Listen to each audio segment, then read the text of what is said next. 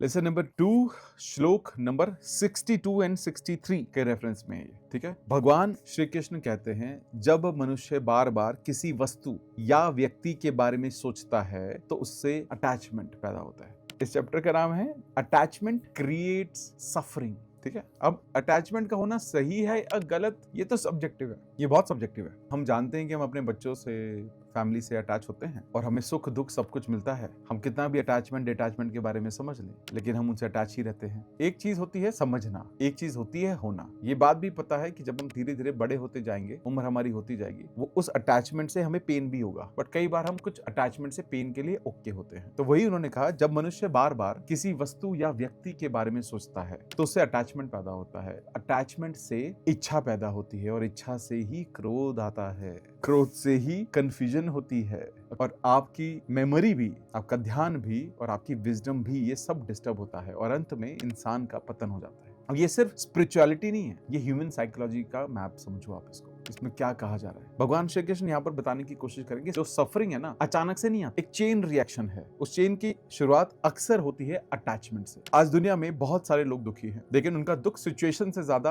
Attachment से आता है। किसी स्पेसिफिक इंसान से अटैचमेंट है, किसी को पैसे से अटैचमेंट है, किसी को स्टेटस से अटैचमेंट है, किसी को वैलिडेशन चाहिए, किसी को एक्सपेक्टेशन से अटैचमेंट है। वो चीज या कुछ भी चीज उनके अकॉर्डिंग नहीं होती तो वो पेन शुरू हो जाता है। और भगवान श्री कृष्ण बार बार यही कह रहे हैं, जहां अटैचमेंट बहुत ज्यादा इंटेंस हो जाएगी, वहां दो चीजें होंगी। पहला, वहां दर्द होगा, दूसरा इनसिक्योरिटी होगी कि मैं इसको खो ना दूं। अटैचमेंट ज्यादा है ना, नेचुरल है, क्योंकि माइंड क्या है, मन क्या है, मन डरने लगता है। अगर ये खो गया तो, क्योंकि प्यारा है, अगर ये खो गया तो, अगर ये इंसान चला गया तो, अगर वो मुझे नहीं मिला तो, अगर लाइफ मेरे हिसाब से नहीं चली तो। और ये जो डर है, ये धीरे धीरे हमारी सफरिंग का हिस्सा बन जाता है।